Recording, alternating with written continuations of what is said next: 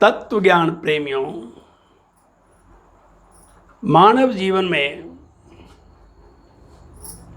परम पूज्य शिव ही हैं। यह संसार एक चलचित्र की तरह है। हर घटनाएं यहाँ की गुजरती जाती हैं, हर आदमी यहाँ मरता जाता है, हर पौधे यहाँ पर सूखते जाते हैं, कितनी नदियाँ सूख गईं। यानी इस संसार का जो स्वरूप है वह पासिंग शो है, दृश्य गुजरता जा रहा है। कल जो हमारे थे आज वे दिखाई नहीं देते हैं। ना आज माँ है न बाप है, अनेक भाई भी नहीं हैं। ये संसार नश्वर है। यहाँ सार तत्व अगर कुछ है तो वो शिव जी ही हैं। पांडव गीता में बड़ा ही सुंदर श्लोक लिखा है, ओम कर्पूर गौरम करुणावतारम संसार सारम भुजगेंद्रहारम सदा वसंतम हृदयारविंदे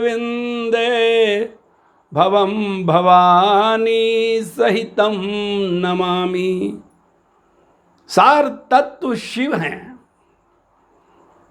हम लोग जीव हैं और वे शिव हैं। जीव और शिव के बीच अन्योनाश्रय संबंध है। जीव जब चरम विकास पर पहुंचता है, आत्मिक विकास पर पहुंचता है, आध्यात्मिक विकास पर पहुंचता है, तो वह शिव स्वरूप ही अंत में शेष रहता है। जीव कहीं नहीं रहता है शेष। शिव ही अंतिम सत्य हैं और शिव ही परम सत्य हैं। शिव के अलावा किसी का अस्तित्व नहीं है। वो भासमान होता है, लगता है, लेकिन नहीं है। तभी तो कहा उपनिषदों ने, एको हि रुद्रो न द्वितीयाय तस्थु। एक रुद्र ही सत्य है, दूसरा कोई नहीं है। भगवान शंकर के भी दो रूप हैं, एक सगुण और एक निर्गुण, एक सकल और एक निष्कल।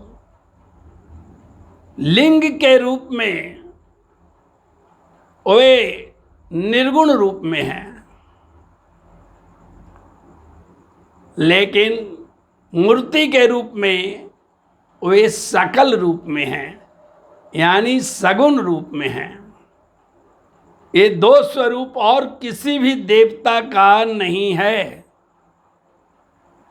सारे देवता सगुण रूप में हैं, लेकिन शिव सगुण भी हैं और निर्गुण भी हैं। जैसे इच्छा हो वैसे उनकी उपासना करें, कोई अंतर नहीं पड़ता है। शिव के द्वारा ही अपने आप को हम जान सकते हैं। शिव के बिना लाख साधना करें, लाख तपस्या करें, कोई फल नहीं मिलेगा जब तक शिव प्रसन्न नहीं हो जाते हैं। हमारे शिव का एक नाम है आशुतोष। इनसे जल्दी खुश होने वाला कोई भी नहीं है। एक बुंदवारी जो ढारे त्रिपुरारी के, उसी में वो प्रसन्न हो जाते हैं। शिव परमेश्वर हैं, सर्वेश्वर हैं, अमलेश्वर हैं। शिव से ऊपर कोई नहीं है, शिव के अलावा भी कोई नहीं है। ब्रह्मा के रूप में यही संसार को रचते हैं और दूसरे रूप में विष्णु बन जाते हैं और ये पालन करते हैं। जितने भी रूप हैं वे मूलतः शिव के ही विभिन्न रूप हैं। ऐसे रूपों में खोए रहना नहीं है, हमें सिर्फ शिव की पूजा करनी है और सब की पूजा हो जाएगा। वृक्ष की जड़ में आपने जल डाल दिया, सारे तनों पर उसका प्रभाव हो जाएगा। उसी प्रकार ये संसार एक उल्टा हुआ पेड़ है। जड़ जो है ऊपर है और वो जड़ में है भगवान शिव, और तने में 33 कोटि देवता और सारे जीव जंतु अनेक डालियों में फैले हुए हैं।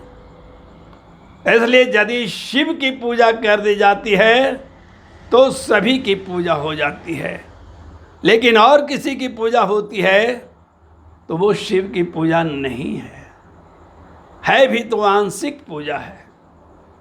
इसलिए हमें भगवान शिव की आराधना अपने जीवन का परम उद्देश्य करना चाहिए। भगवान श्री राम ने भी कहा है,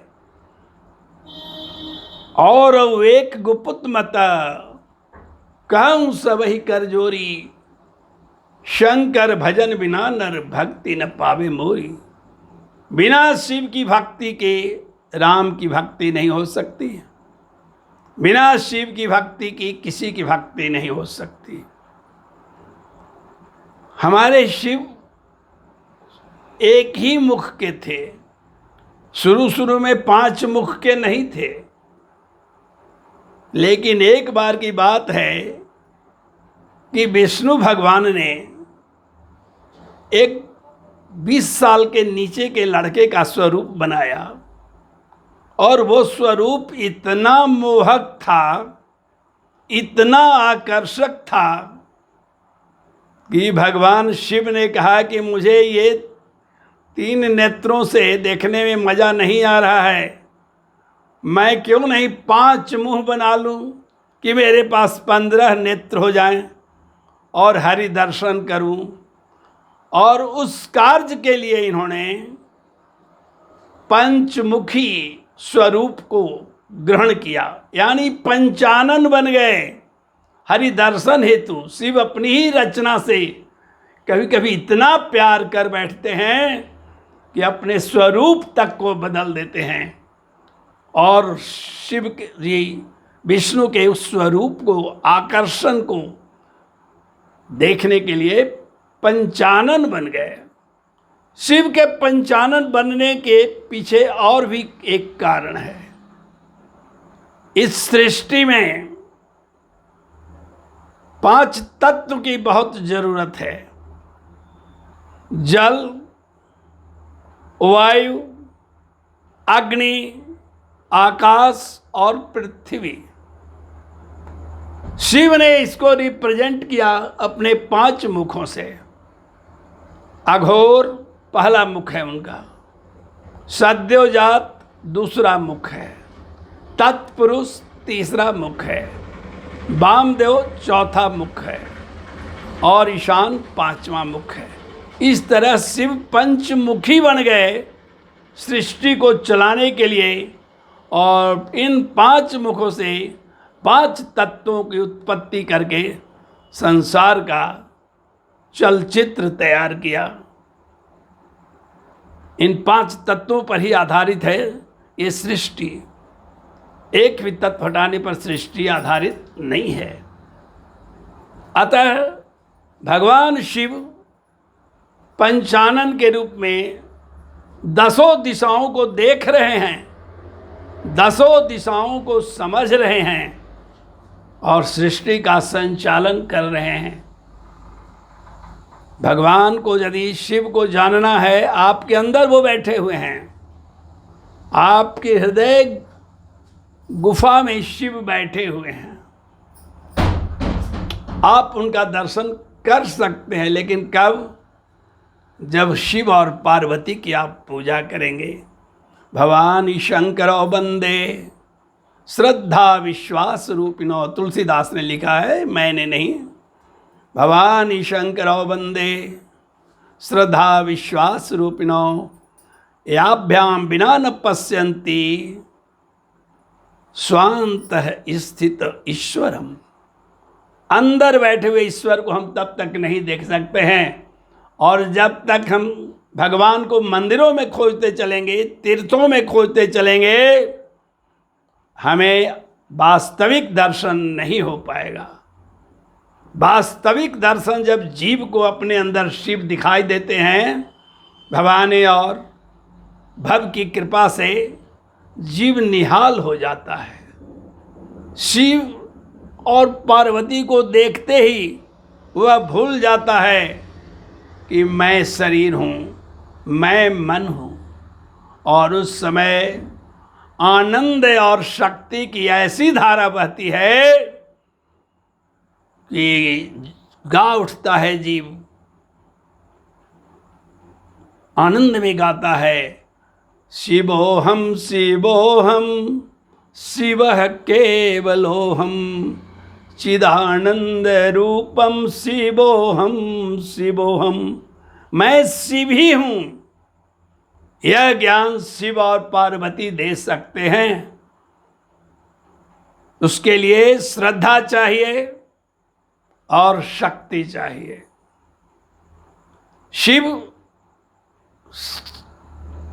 जो है हमारे को श्रद्धा देते हैं और भवानी हमें शक्ति देती है। इन दोनों में भेद नहीं करना चाहिए, ये दोनों एक ही हैं।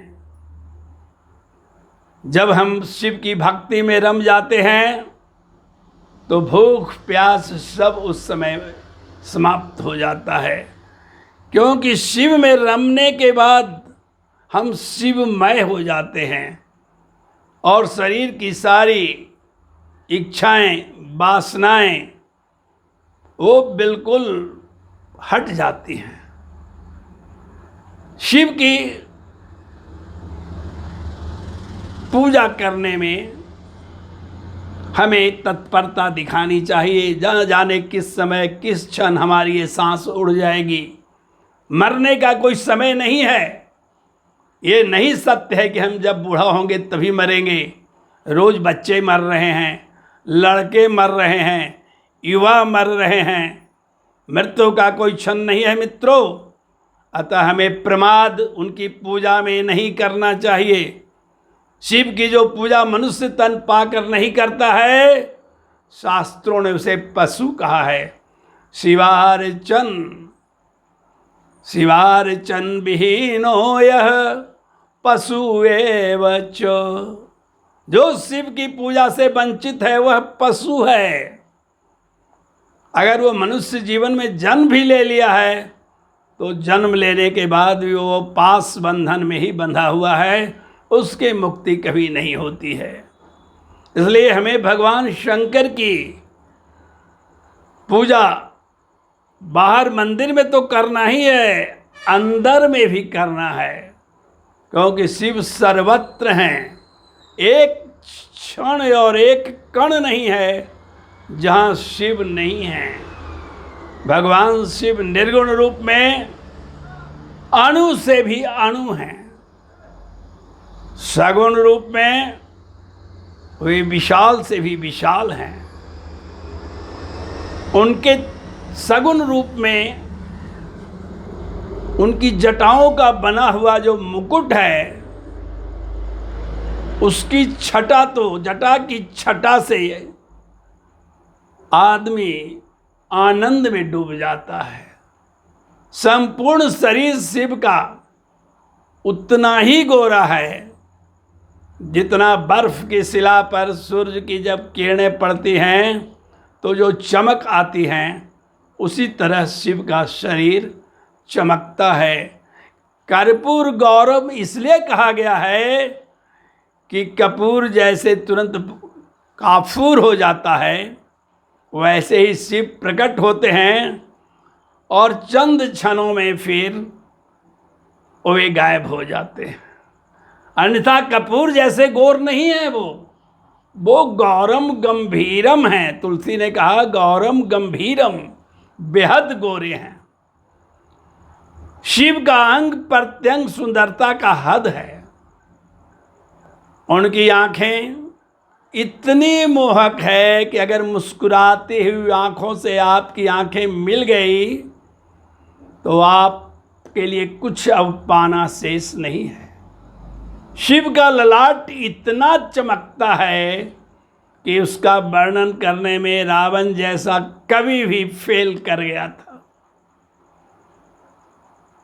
शिव के ओष्ठ इतने लाल हैं जैसा लाल धरती पर कहीं कुछ दिखाई नहीं देता है। उनके ओठों से 50 सूरज की रोशनी निकलती है, ऐसा लाल ओठ है। इतना ही नहीं, शिव परहित में मस्त रहते हैं। हमें अमृत और विष में चुनने के लिए मिले तो हम क्या चुनेंगे? अमृत। लेकिन हमारे भोलेनाथ ने अमृत को लात मार दिया और विष को, विष भी नहीं था वो कठिन हलाहल था जिसमें से आग निकल रही थी, उसे अपने हाथ पर लेकर और संसार को बचाने के लिए ग्रहण कर गए। और वो सावन मास में ही उन्होंने किया था और उनका नाम पड़ गया नीलकंठ। बोलिए प्रेम से नीलकंठ भगवान की जय। उनके कंठ में जहर रहने के कारण उनकी वाणी भी रुंधी हुई आज भी है। इतना कष्ट कौन सहेगा जितना मेरे बाबा सहते हैं। कंठ में जहर लिए हुए हैं, एक कण तो आप ले ही नहीं सकते हैं, तो चल जाइएगा दुनिया से उस पार। इतना ही नहीं, अपनी जटाओं में गंगा का भार लिए हुए हैं, वह भी आपके लिए। उनके जटाओं से ही गंगा निकल रही है। भाल पर चंद्रमा लिए हुए हैं, उतना बड़ा चंद्रमा जिसको कोई सोच नहीं सकता है, वो भाल पर उन्होंने अपने आभूषण की तरह ले लिया है। गले में बांसुरी को लपटाए हुए हैं। इतना प्रेम है सांपों से, क्योंकि सांप हर समय कहते रहते हैं शिव शिव शिव शिव शिव शिव शिव शिव, हर समय नाम जपता है। इसलिए शिव ने अपने गले में ही नहीं, हाथ पैर सब जगह सांपों को लपेट लिया है। शिव अपने शरीर पर भस्म लगाते हैं और उस भस्म के पीछे मैसेज है कि संसार नश्वर है, यहाँ की हर चीज भस्मसात हो जाएगी, इसलिए ज़्यादा इस संसार में मत मस्त रहो। भस्म के सिवाय ये कुछ नहीं है। अंत में जितनी चीज़ें आंखें से दिखाई दे रही हैं सभी मिट्टी बन जाएंगी। शिव इसलिए भस्म लगाकर मनुष्यों को संदेश देते हैं कि सावधान, यहाँ कुछ नहीं है, यहाँ और वहाँ केवल एक ही है, वो है शिव जी। हमारे भोलेनाथ का चरण कमल तो देखने में ही बनता है। ऊपर से गोरा और अंदर से ऐसी लालिमा लिए हुए है कि उस चरण कमल में अगर सर को रख दिया जाए तो हटने का मन नहीं करता है।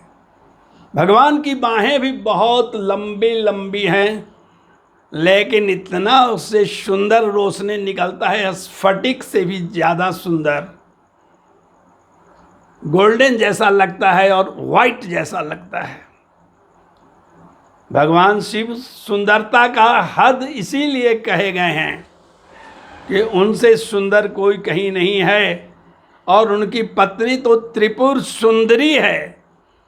अतः हम लोग आज से संकल्प लें कि मानव जीवन को सफल बनाने के लिए शिव और पार्वती की आराधना करें। प्रेम से बोलिए शंकर भगवान की जय, सावन मास की जय, हर हर महादेव, जय माता भवानी।